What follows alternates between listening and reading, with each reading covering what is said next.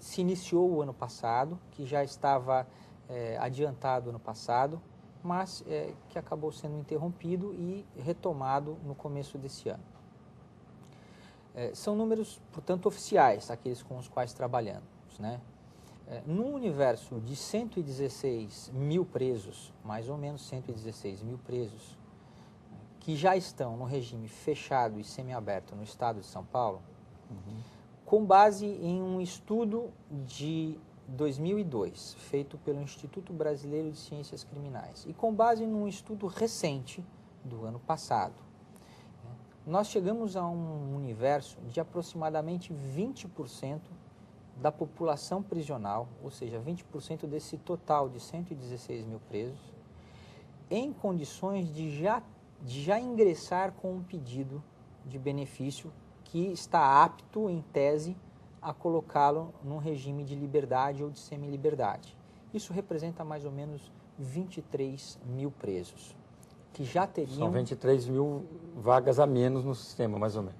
Desses 23 mil presos, nesses 23 mil presos, eu já incluo o percentual de indeferimentos. Né? Em havendo todos os indeferimentos que são feitos com os pedidos de benefício, nós teríamos uma redução de 20% da população prisional só com a aplicação do formato digital, o que implica em redução de 20% da população carcerária, implica também em economia para o Estado e implica também em maior segurança das unidades prisionais, porque você reduz o número de presos nas unidades prisionais. Diminui a pressão, portanto. Exatamente. Tá certo. Então eu peço a licença, nós vamos para um rápido intervalo e já voltamos. Estamos de volta com Frente a Frente com a Justiça, nessa oportunidade discutindo informatização do processo com o Dr. Cláudio Amaral, juiz da Primeira Vara de Execuções Criminais da capital. Dr. Cláudio, no bloco anterior abordávamos aí de 116 mil presos, 23 mil presos seriam beneficiados imediatamente se aplicada aí uma informatização maciça na execução penal. Eu queria continuar nessa toada aqui com o senhor para entender um pouco. Hoje, quais são os custos da prisionalização? Os números em termos de Brasil variam muito. Existe um sistema de informações vinculado ao Ministério da Justiça. Esse sistema está no site do Ministério da Justiça, ele é alimentado pelos estados e ali nós temos algumas informações muito desencontradas a respeito de quanto, vamos dizer, aspas, quanto custa um preso por mês por estado.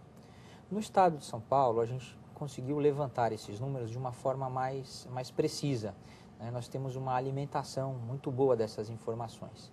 E chegamos a uma conclusão que depois acabou sendo ratificada pelo Executivo, que foi um valor de mais ou menos R$ 733 por mês, é o custo de um preso. Fala-se no Brasil aí afora em R$ 1.500, até R$ 3.000, mas no estado de São Paulo nós temos esse dado como sendo confiável. Erguer uma vaga, construir uma vaga, hoje, custa em torno de R$ 31 mil. Criar uma vaga no sistema prisional. É até ruim dizer isso, mas como a gente sabe que são colocados 3 indivíduos onde cabe um, essa conta cai para 10 mil. É isso que acaba custando criar uma vaga para um indivíduo. Temos que ser realistas, né? Então acaba sendo essa conta. Quando você informatiza o processo e você acelera a apreciação do benefício, você automaticamente faz com que o Estado gaste menos, porque o preso sai antes da unidade prisional do que normalmente ele sairia se estivesse se submetendo ao processo físico, à tramitação física de autos. Entendeu? Perfeito. Continuando ainda na questão de custo, fiz uma conta muito rápida aqui. Essa informatização hoje geraria receita, né? Sim. 14 milhões de reais por mês hoje no estado de São Paulo, se a gente fosse aplicar. Seria uma economia de 14 milhões, um pouco mais, quase 15 milhões. Né? O que acontece hoje no estado de São Paulo, a particularidade do estado de São Paulo é a seguinte: nós tínhamos muitos funcionários da Secretaria de Administração Penitenciária prestando serviços em cartórios. Eram funcionários emprestados do executivo para o judiciário que trabalhavam nos cartórios de execução. Eles faziam tudo que um escrevente faz. Então o processo ia andando. Às vezes atrasava, às vezes adiantava, mas bem ou mal o processo andava. Agora, houve um retorno, houve uma chamada de volta desses funcionários do executivo para o executivo. Ou seja, por razões diversas, esses funcionários tiveram que retornar à sua origem, à Secretaria de Administração Penitenciária. Os cartórios ficaram desfalcados em diversas varas de execução do Estado. Com isso, criou-se uma deficiência de funcionários muito grande. Ora, quando isso aconteceu, os processos começaram a tramitar muito mais lentamente. Com isso, a apreciação do benefício também demorou. Hoje, nós sabemos que em alguns locais, a apreciação de um benefício pode demorar até 5 ou 6 meses por deficiência de funcionários. Esse é um problema que se enfrenta. Se você aplica um processo digital totalmente informatizado, com a criação de um sistema interligando todas as unidades prisionais, com as varas criminais, com as varas de execução criminal, você reduz esse tempo de espera, de aguardo pelo julgamento de um benefício, de algo em torno de 5 meses para poucos dias, cerca de 10 dias.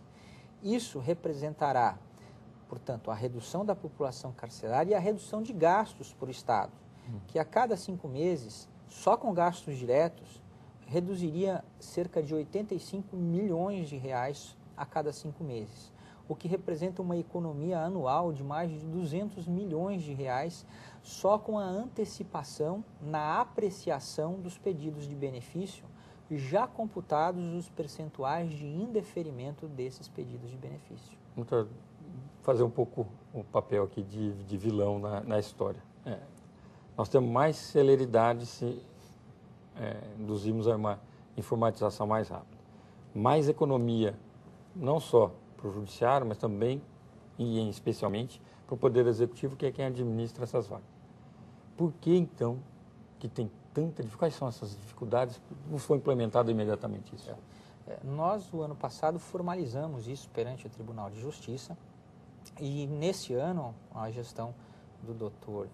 Valim Belloch, isso já está em andamento. Isso, felizmente, já está em andamento o processo digital no âmbito de execução. Está devagar, mas está devagar não é por culpa, de forma alguma, do nosso TJ. É porque nós temos que vencer uma cultura muito antiga de movimentação de autos por ficha.